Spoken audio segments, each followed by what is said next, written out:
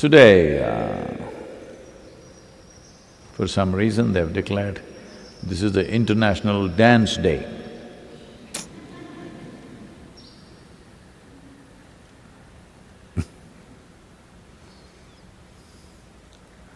Well,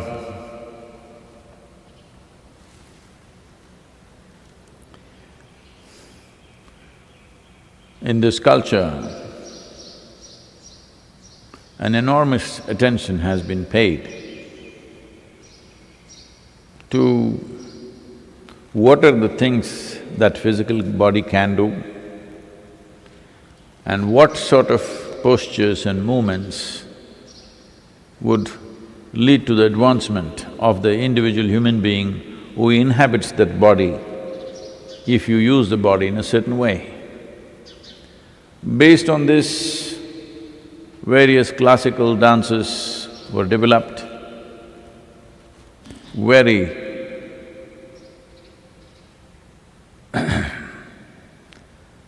exquisite expositions of what the body can do, not in terms of acrobatics,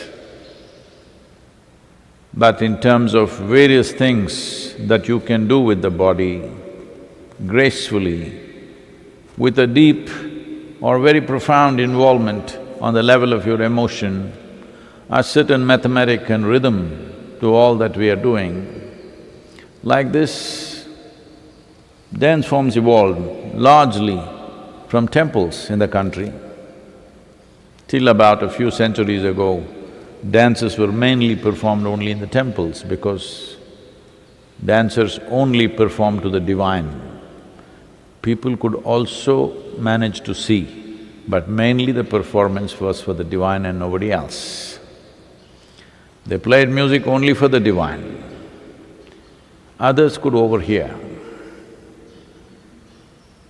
That was the basic attitude towards music and dance because they were seen as… one thing is an expression of the exuberance of what human beings can be, another thing is as as a means to achieve a certain fulfillment, as a means to achieve a certain freedom, certain liberation, or come to a state of abandon. Well, this is the only culture where even our gods have to dance. A god who doesn't dance does not pass the muster here. A serious god sitting somewhere like that, Indian people won't buy it. He has to dance to prove that he's a god. Krishna is a dancer, Shiva is known as the very basis of dance. So dance was not seen just as entertainment, as an art form, but as an exposition of the nature of creation itself.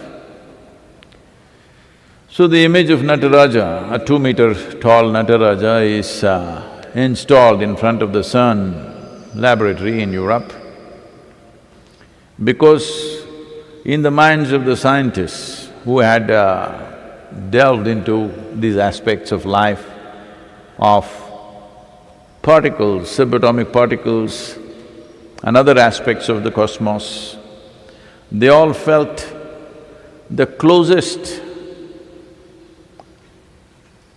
explanation or description that you could give for the phenomena of creation is dance.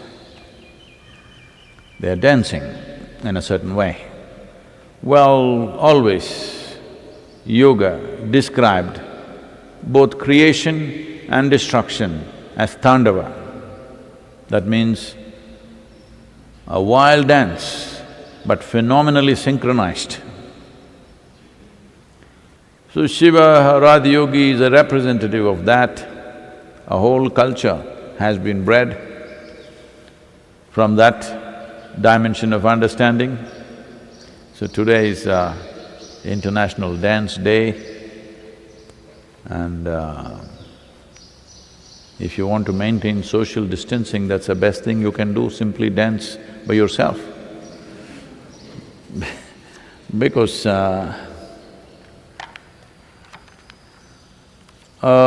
in most other cultures, people always understand dance means to dance with somebody. But here dance means we'll close our eyes and go crazy.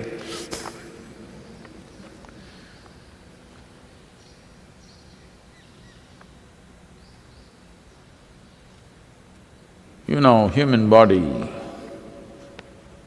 I don't know if you have seen, probably you must have seen those rat snakes in the pond, sometimes dancing together, two of them. But you must see the king cobras dancing.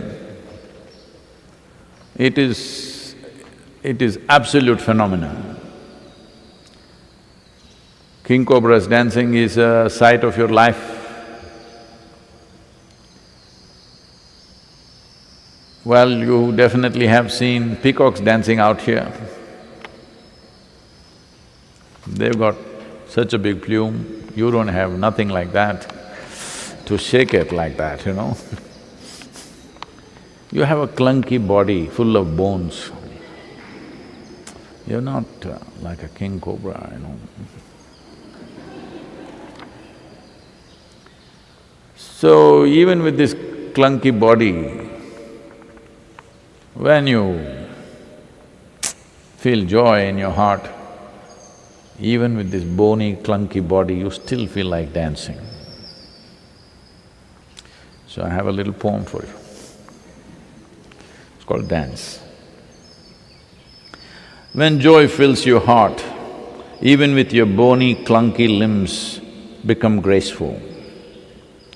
When joy fills your heart, even your bony, clunky limbs become graceful. All creatures, when at their best, burst forth into dance. All creatures, when at their best, burst forth into dance.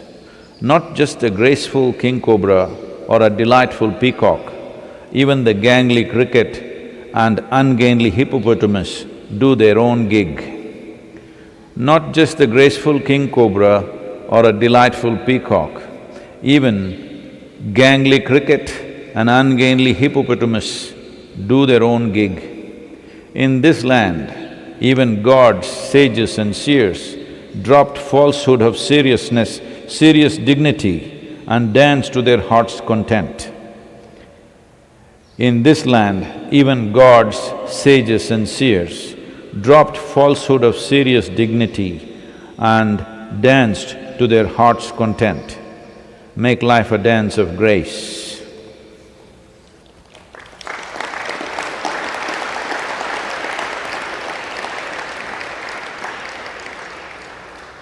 For those of you who felt it was too long a dance, a short one, okay. This is also called dance. When your heart is full and mind When your heart is full and mind unmindful as to who you are or not, when your heart is full and mind unmindful as to who you are or not, your feet shall dance. There is no method but just an abandon. Your feet shall dance. There is no method but just an abandon.